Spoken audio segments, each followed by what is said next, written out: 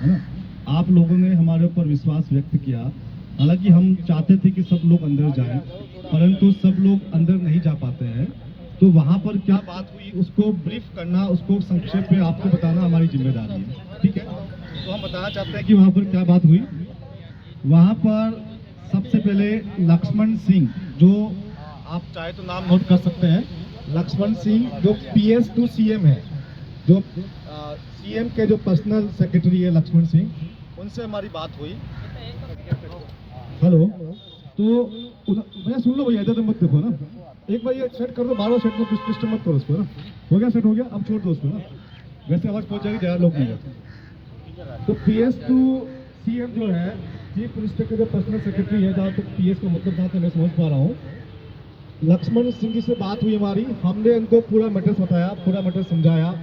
समझाने के बाद वो बोले कि भैया हम तो यहाँ पर काम करते हैं, आपकी बात को CM साहब को पहुँचा देंगे, लेकिन आपकी बात हमें अच्छी लगी है, आपकी जानकारी जो है हमें अच्छी लगी, आपको जो जानकारी बता रहे हैं, हम आपको अपने अधिकारी से भी मिलवाते हैं। हालांकि प्रोटोकॉल में नहीं था, फिर भी उन्होंने अपने अधिकारी से मिलवाया। ज्वाइंट सेक्रेटरी ललित कुमार, नाम नोट कर सकते हैं, ज्वाइंट सेक्रेटरी ललित कुमार से हमारी मीटिंग हुई, उनसे हमने बात किया, उनको पूरा मैटर समझाया। उसके बाद में उन्होंने कहा कि ठीक है, आपका ज्ञापन हम रिसीविंग कर लेते हैं, और ये उसकी रिसीविंग है, ये आप देख सकते हैं, ये ज्ञापन की रिसीविंग है। हेलो, और ये बार बार क्यों डिस्टर्ब करते हो यार, सही कर दो उसको एक बार। हेलो, आवाज आ रही है, हेलो हेलो, आ रही है, हेलो, कोई बात नहीं, वैसे ही बोल तो सुन जाएगा, हाँ सुन लेंगे, ठीक है। तो ये आज हमने उनको ज्ञापन दिया है, साथ में हमने पूछा है कि भैया ये हमको कब तक इसका कुछ रिप्लाई मिलेगा, तो उन्होंने इसका कोई जवाब तो नहीं दिया कि भाई कब तक मिलेगा। बोलेगा ठीक है, मिल भी सकता है, नहीं भी मिल सकता है, लेकिन इसकी रिसीविंग अलग से एक हमारे घर पर आ जाएगी। तो मैंने अपना एड्रेस नोट करवाया, मेरे एड्रेस पे वो इसकी अलग से एक रिसीविंग भेजेंगे।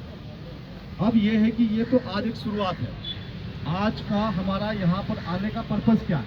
हम लोग दिल्ली से आए हैं, काफ़ी लोग बाहर से भी आए हैं, तो पर्पज़ हमारा 2-4 पर्पज़ है। अभी तक राजस्थान में इस प्रकार का कोई इवेंट नहीं हुआ है ना। दिल्ली में हुए हैं, हरियाणा में हुए हैं, चंडीगढ़ में हुए हैं, लेकिन राजस्थान अछूता है। हमने यूपी के अंदर भी किया है, यूपी में भी किया है, लेकिन राजस्थान के अंदर देख रहे हैं कि यहाँ पर जन जागृति कम है। तो हमने सोचा कि यहाँ पर 2-3 काम करेंगे। एक तो हम जब ज्ञापन देके आएंगे तो यहाँ के प्रशासन को भी जागरूकता मिलेगी। हो सकता है कि प्रशासन को पता भी नहीं होगा क्या खेल हो रहा है। नंबर 1 प्रशासन को जागरूकता मिलेगी। नंबर 2 जो यहाँ की टीम जो काम करना चाहती है लेकिन वो काम नहीं कर पा रही है, एक दूसरे को जानते नहीं है, एक दूसरे को पहचानते नहीं है। तो आज हम चाहते हैं कि जितने भी जयपुर के लोग हैं, जो आसपास के लोग हैं, वो सब यहाँ पर बैठे बात करें, उनके बीच में एक समन्वय हो। किसी के मन में कोई विचार हो, फिर आपस में किसी, कई बार तो आपस में गुटबाजी भी हो जाती है, नहीं बनता है, तो हम लोग आपस में समन्वय करके यहाँ की टीम को बना के जाएंगे। क्योंकि देखो हम लोग रोज रोज तो आ नहीं सकते हैं। अब आप उम्मीद करोगे दिल्ली से बंदा रोज जयपुर आ गए, संभव नहीं है ना। तो हम लोग आप लोगों को ही ये चार्ज सौंप के जाएंगे। तो ये आज का आपका एक ट्रेनिंग प्रोग्राम है। हमने आपको एक ट्रेनिंग दी है कि भाई किस प्रकार से आपको जाना है, किस प्रकार से ज्ञापन देना है। अभी आपने देख लिया ठीक है भाई, इस प्रकार से हम लोग 50-100 लोग इकट्ठे हो सकते हैं और इस प्रकार से ज्ञापन दे सकते हैं। एक छोटा काम तो ये हो गया है। दूसरा काम ये है कि हमने जो दिल्ली में जो किया था, दिल्ली में पहले हमने छोटा इवेंट किया था, जैसे कि आज का इवेंट हुआ है, ऐसा एक छोटा इवेंट किया था दिल्ली सचिवालय के बाहर। हम लोगों ने 3-4 घंटे का धरना देना, छोटा इवेंट था हमारा। उसके बाद हमने समझा कि हमें लगातार 3 दिन तक, 2 दिन 3 रात पर लगातार वहाँ पर धरना दिया था, वो हमारा एक बड़ा इवेंट था। वैसा धरना यहाँ भी दिया जा सकता है। अब हमारे पास एक प्रूफ और मिल गया। अब हम सरकार को कह सकते हैं कि हमने आपको 31 मार्च को ज्ञापन दिया था, आपने हमारे ज्ञापन पर कोई कार्रवाई नहीं की, इसलिए हम दोबारा आए आपके पास में, ठीक है। लेकिन अभी जो हमारी संख्या है, ये संख्या जो दोबारा आए तो कम से कम 10 गुना 20 गुना होनी चाहिए। अब वो कैसे होगी? वो ऐसे होगी कि अगले कुछ सप्ताह तक या कुछ महीने राजस्थान के प्रत्येक शहर में आपका कोई कलेक्टर हो या आपका सांसद हो या विधायक हो, इस प्रकार का ज्ञापन आप अपने नाम से, ज्ञापन की कॉपी आपको मिल जाएगी, है ना। इस प्रकार का ज्ञापन, या आप इसमें कुछ बदलाव करना चाहते हो, हल्का फुल्का बदलाव करके अपने नाम से विधायकों को दें, सांसदों को दें और अपने नाम से जिला कलेक्टर को दें। साथ में अपने अपने डिस्ट्रिक्ट में एक टीम बनाएं।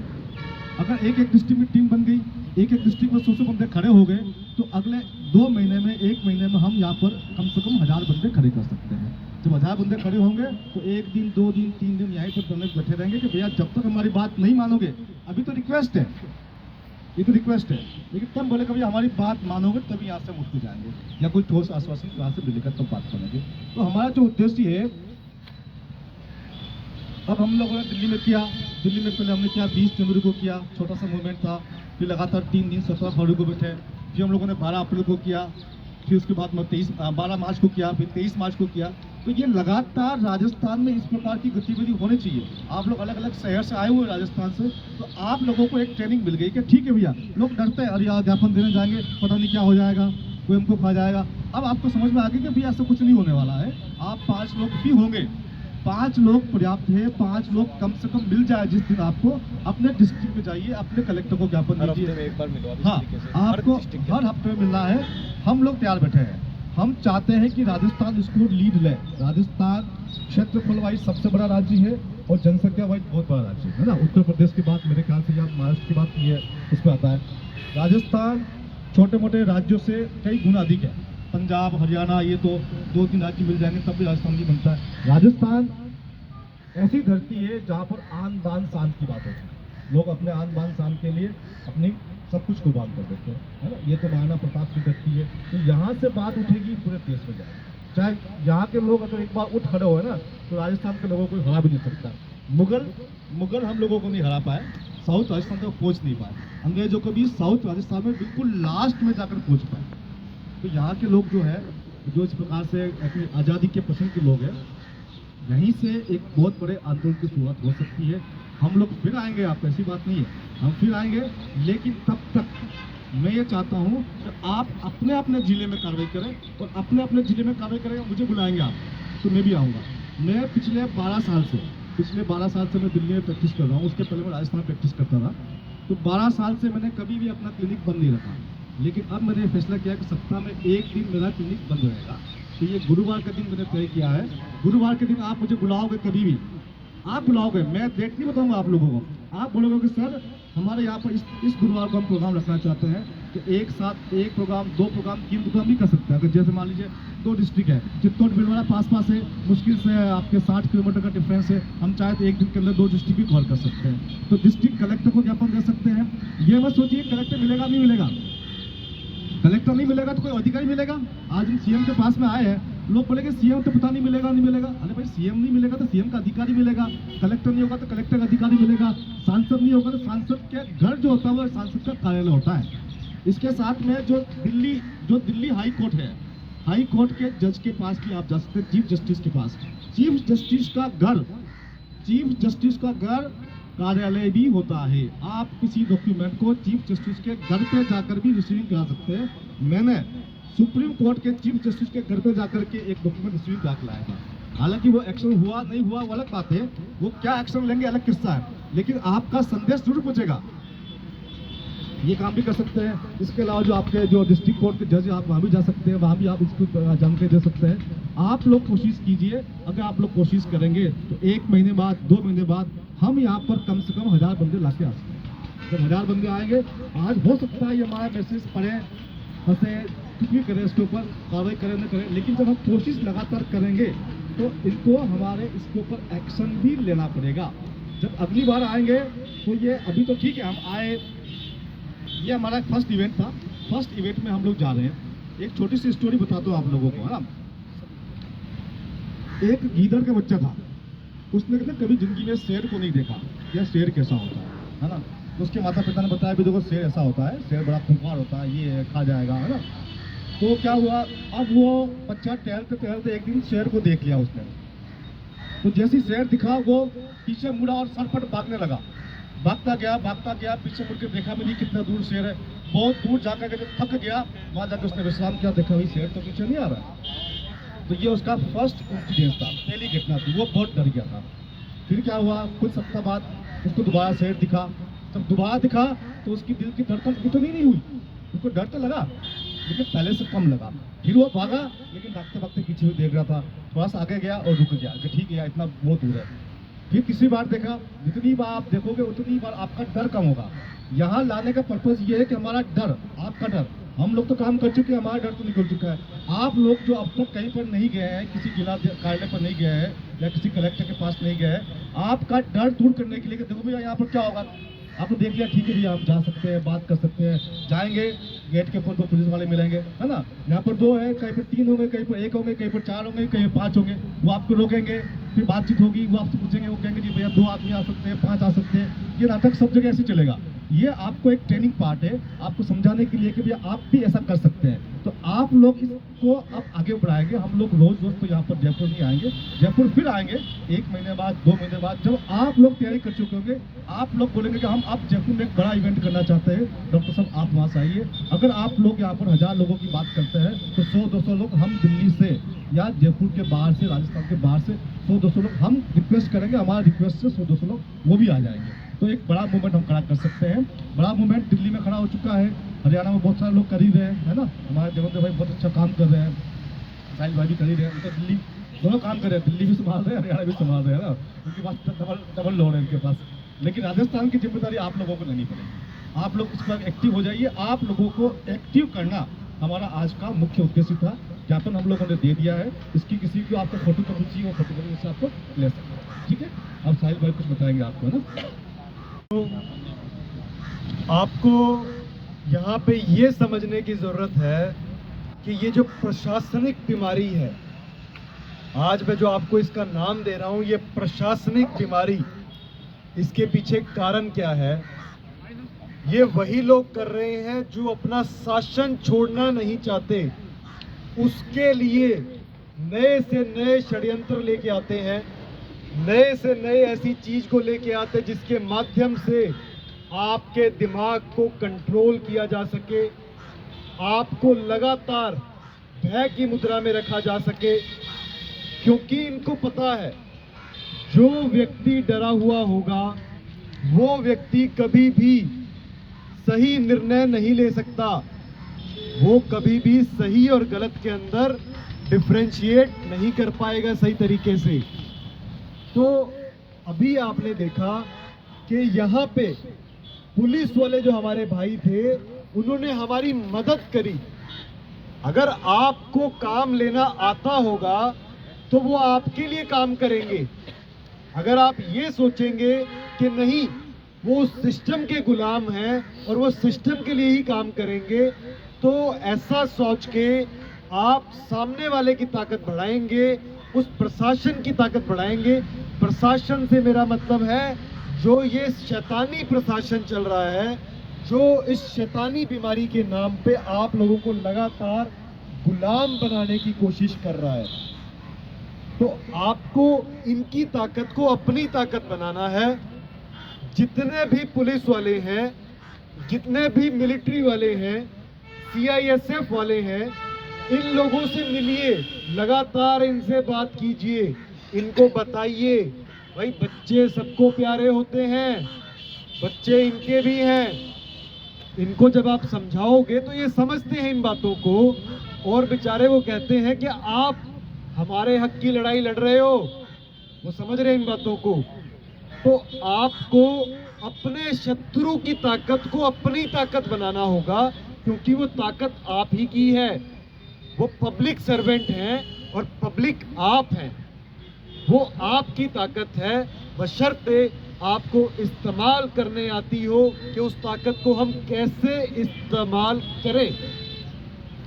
साथ साथ इन लोगों के अंदर वो बात पहुंचाना लगातार सिलसिलेवार तरीके से, ताकि ये लोग अंदर से इनका दिल समझ जाए कि हाँ ये सारा का सारा खेल चल रहा है और इस प्रकार से हमारा इस्तेमाल किया जा रहा है। मैं स्पेशली पुलिस के प्रशासन, military, CISF, BSF, army, navy, air force की बात कर रहा हूँ। जो भी सारे यूनिफॉर्म में है उन तक ये बातें पहुँचेंगी तो वो लोग अंदर से दिल से समझ जाएंगे, और भारत के अंदर भी वही चीज़ दोहराई जाएगी जैसा कि इटली में हुआ। वहाँ के पुलिस अधिकारियों ने जनता का साथ दिया इस चीज़ के अंदर, इस टायरनी के खिलाफ। ये जो प्रशासनिक बीमारी चल रही थी इसके खिलाफ उन्होंने जनता का साथ दिया। उन लोगों ने अपने हेलमेट्स उतार दिए और जनता को कहा कि हम तुम्हारे साथ हैं और हम तुम्हें नहीं रोकेंगे। ये होना चाहिए।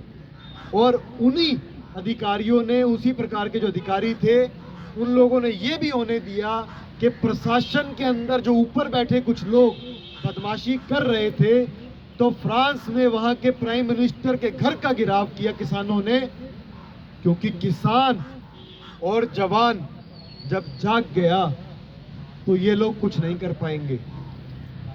उन किसानों ने क्या किया, इकट्ठे होके ट्रैक्टर ट्रालियां लेके गए, उसमें भरा गोबर और मशीनें लगा के पंप से, पाइपों से गोबर फेंका उसके अंदर, फ्रांस में वहां के प्राइम मिनिस्टर के घर के अंदर, और उसकी खिड़की से अंदर घुसा। आप वीडियोस देख सकते हो, आज भी टेलीग्राम पे मिलेंगी आपको। तो आपको लगातार इन लोगों तक वो बातें पहुंचानी है। आपको लगातार डेली 5-5, 10-10, 20-20 पैम्पलेट लेके आने हैं, और जितने भी सरकारी ऑफिसेज हैं उसके बाहर जब छुट्टी होती है उन अधिकारियों को बांटिए। उनको ये मत कहिए कि हम आपको रिसीव करवा रहे हैं, उनको कहिए बस ये आप पढ़ लीजिए, उनको दीजिए ताकि वो पढ़ें। रोज अगर आप 5-5, 10-10 रुपए लगा देंगे यहाँ ऑफिसेज के बाहर, तो वो अधिकारी जो हैं सारे के सारे, जिनके माध्यम से ये प्रशासनिक बीमारी को इस्तेमाल किया जाएगा, वो अधिकारी अंदर तक समझ जाएंगे कि हाँ ये सारा का सारा खेल चल रहा है, क्योंकि वो लोग भी साइकोलॉजिकली प्रोग्राम हो रहे हैं। आपको समझना होगा, उनके आगे लगातार ऐसे कागज आते हैं जो आने वाले समय में, अभी क्लाइमेट चेंज के नाम पे लॉकडाउन लगाने की तैयारी कर रहे हैं ये लोग, उसके लिए आपको इनको भाटाफोड़ करना होगा, पहले ही इनको सूचित करना होगा, और आपको बताना होगा कि हम जनता जो है जाग चुके हैं, और हमें ये भी पता है कि जो वहाँ आप वो टावर लगा रहे हो, वो देखिए टावर, वो टावर आप इस प्रकार से रंगीन कर रहे हो ताकि आम जनता को लगे कि वो पेड़ पौधे हैं, और उसके माध्यम से उनका ध्यान ना जाए, और उन टावरों से क्या नुकसान होगा लोग सोच नहीं पाएंगे।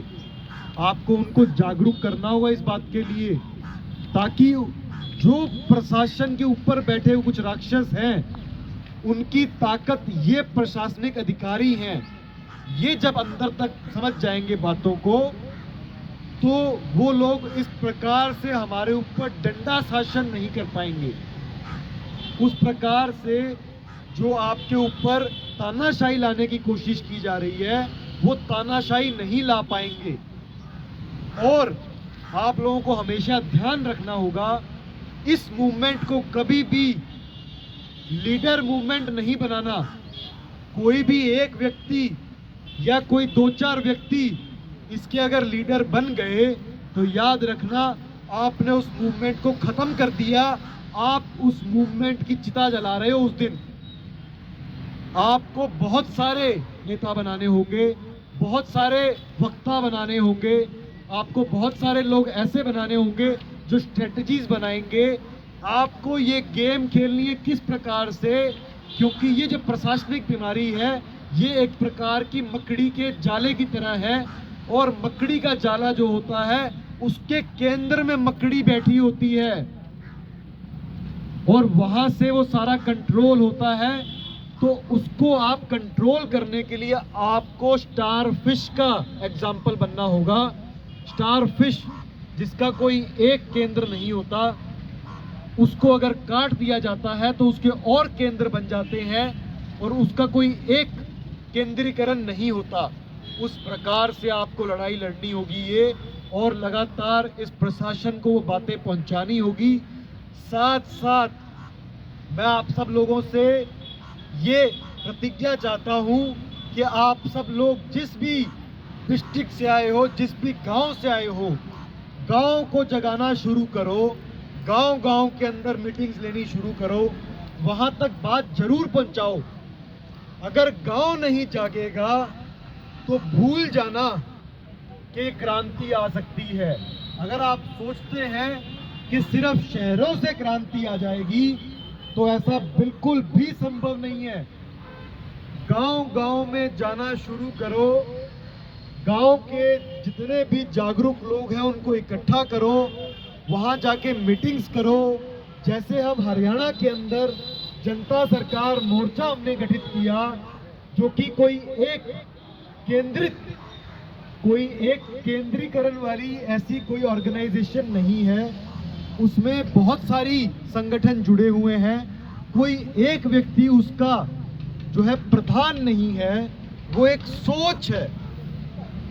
ऐसी लड़ाई को लड़ने के लिए आपको इन सब बातों को सोच बनाना होगा। ये सोच से सोच की लड़ाई है, वो दैत्यकारी सोच है, और आपकी जो सोच है वो नैतिक सोच है।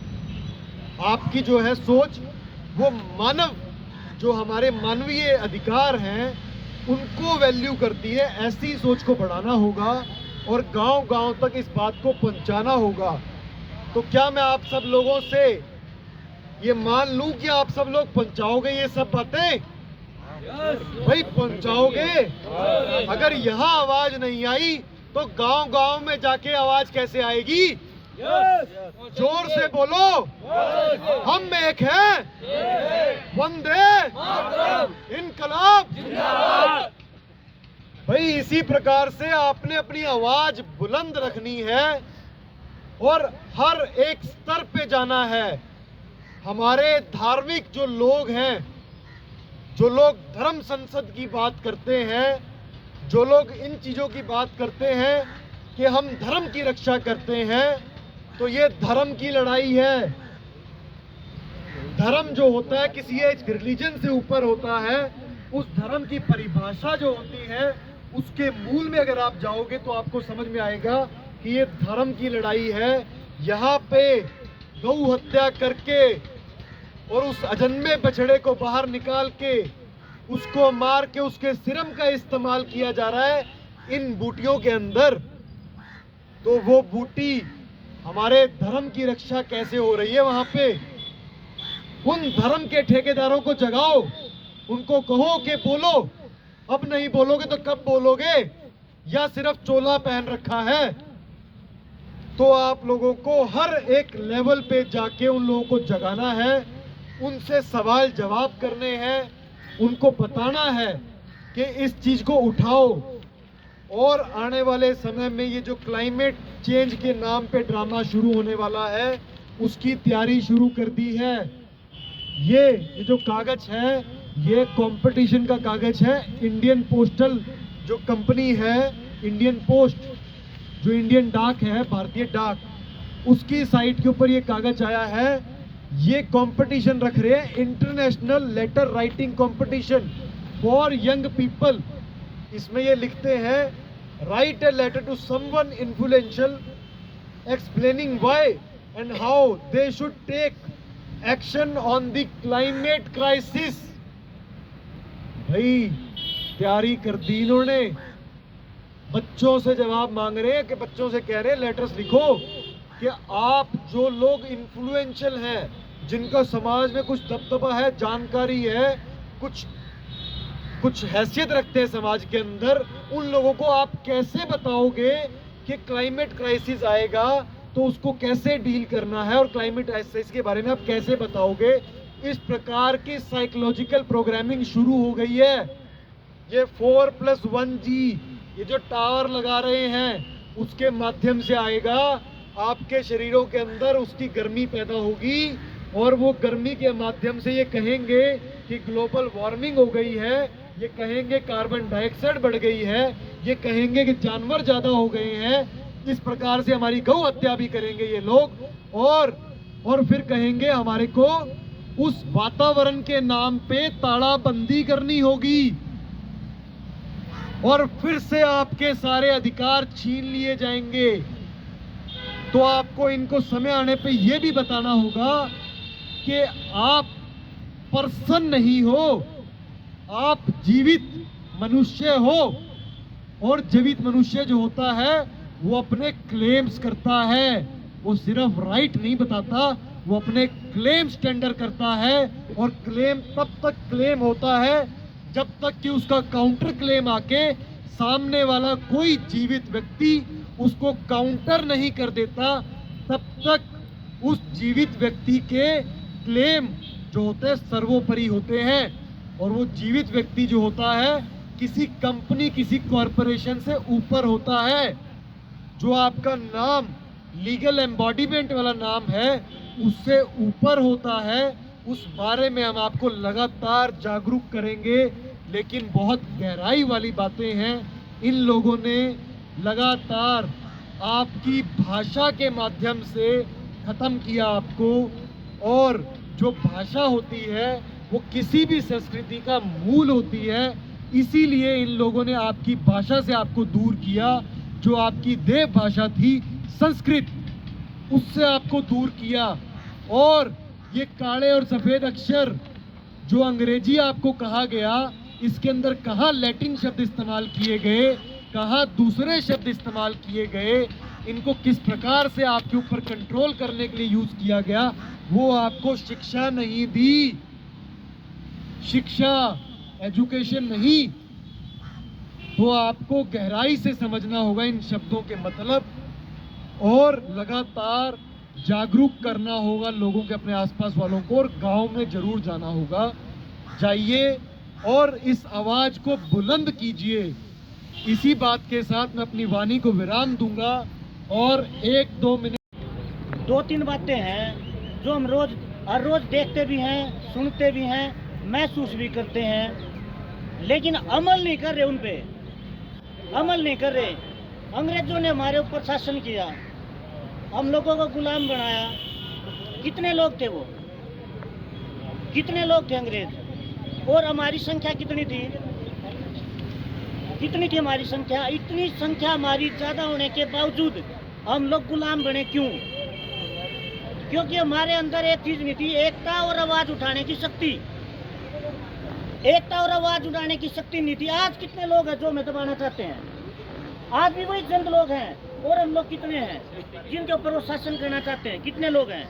आज भी वही कांड है। कितने लोग यहाँ आए, कितने लोग आए? अगर इस शहर की, सिर्फ इस शहर की जनसंख्या को देखिए कितनी होगी। ये लोग डॉक्टर MBBS, ये साहिल गोयल जी एडवोकेट, किसकी लड़ाई लड़ रहे हैं? आप लोग पता क्या करते हो? आप लोग टारगेट करते हो एक चीज को, ये हमारी लड़ाई लड़ेंगे, ये लड़ेंगे। आप लोग खुद अपनी लड़ाई नहीं लड़ना चाहते। जब तक आप खुद नहीं लड़ना चाहोगे, जब तक ये लोग प्रेशर बनाएंगे हम लोगों पे। जिस दिन आपकी एकता होगी, इन लोगों की तनख्वाह कहाँ से आती है, कहाँ से आती है? लेकिन आप लोगों को पता होता है, अभी बताते क्यों नहीं? बताते क्यों नहीं? आवाज क्यों बंद रहती है? इन लोगों को ये बताओ, जिसके ऊपर आप इतनी तेज आके बोल रहे हो, जिसका माइक आपने बिना बुझे उठा लिया, उनकी टैक्स से पैसे से आपकी तनख्वाह आती है। और समझते क्या है आपको? ऊपर से इनके जो ऊपर बैठे हैं, सरकार को ही देख लो, किसने बनाया? किसने बनाया सरकार को? आम नागरिक ने बनाया होगा। आम नागरिक की हैसियत क्या आज उनके सामने है? कुछ हैसियत? हैसियत इसलिए नहीं है क्योंकि हम खुद अपनी हैसियत नहीं समझ रहे। जब आप लोग अपनी हैसियत समझोगे, आप लोग खुद के लिए आवाज उठाओगे। आप लोग एक तो ये चीज सोच दो, कोई मेरे लिए दूसरा आवाज उठाएगा, कोई चमत्कार होने वाला है। एक तो चमत्कारों के भरोसे छोड़ दो, चमत्कारों का भरोसा करना छोड़ दो, दूसरे का भरोसा करना छोड़ो। हर किसी को अपनी आवाज खुद उठानी पड़ेगी। जब तक हम ये सोचेंगे भगत सिंह तो चाहिए, लेकिन पड़ोस वाले के घर में चाहिए, तब तक कुछ नहीं होगा, कुछ नहीं होगा। जब तक हर किसी को अपने अंदर भगत सिंह को पैदा करना पड़ेगा। अगर क्रांति चाहिए, अगर आप सोचते हो यहाँ सिर्फ आके 10 लोग, 20 लोग, 50 लोग इकट्ठा होने से क्रांति होगी, नहीं होगी। ये लोग बोलते रहेंगे, कब तक बोलेंगे? आप लोग कब बोलना शुरू करोगे? आप खुद भी बोलना शुरू करो। जिन लोगों ने क्रांति के लिए साथ दी है, उनको पता था क्या क्या झेलना पड़ेगा। आप लोगों को वो जज्बा पैदा करना पड़ेगा कि कुछ भी हो सकता है, हर चीज के लिए हमें तैयार होना पड़ेगा। जब अंदर से ये आवाज उठेगी, हम किसी चीज से डरने के लिए नहीं है। या तो पूरा देश आजाद होगा। हम अपने लिए लड़ाई नहीं लड़ रहे, सिर्फ अपने लिए तो लड़ाई नहीं लड़ रहे, इनके बच्चों की भी लड़ाई लड़ रहे हैं। फर्क कितना है? हो सकता है इनको पता ना हो, या इनको पता हो, इनके ऊपर प्रेशर हो। लड़ना में इनसे भी नहीं है, लेकिन इनको बताना है कि हम लड़ाई अपने लिए नहीं लड़ रहे, या कोई राजनीतिक पार्टी के लिए हम नहीं है। हमारा कोई स्वार्थ का कोई भी टारगेट नहीं है। आप लोग बैठो, सुनो, तो अगर हमारी गलती लगे तब आप केस करना। अगर समाज की भलाई के लिए हम आवाज़ उठा रहे हैं और पूरे समाज, पूरे देश के लिए, पूरे वर्ल्ड के लिए हमारी आवाज़ है, तो आप सुनो और आपको भी आवाज़ उठानी चाहिए, क्योंकि आप भी इसी देश के नागरिक हो, हम भी इसी देश के नागरिक हैं। हम भी यही से खाना खाते हैं, आप भी यही से खाना खाते हो। हमें भी खाना देने के लिए वो किसान है, आप लोगों को खाना देने के लिए भी वही किसान है। तो फर्क किस लिए? किस लिए? ये गुलामी कितने दिन बर्दाश्त करोगे? अपने अंदर खुद भगत सिंह पैदा करो। एक एक आदमी को अपने अंदर भगत सिंह पैदा करने पड़ेगा, तब क्रांति आ सकती है, वरना नहीं आएगी। बस यही बात बोलनी थी।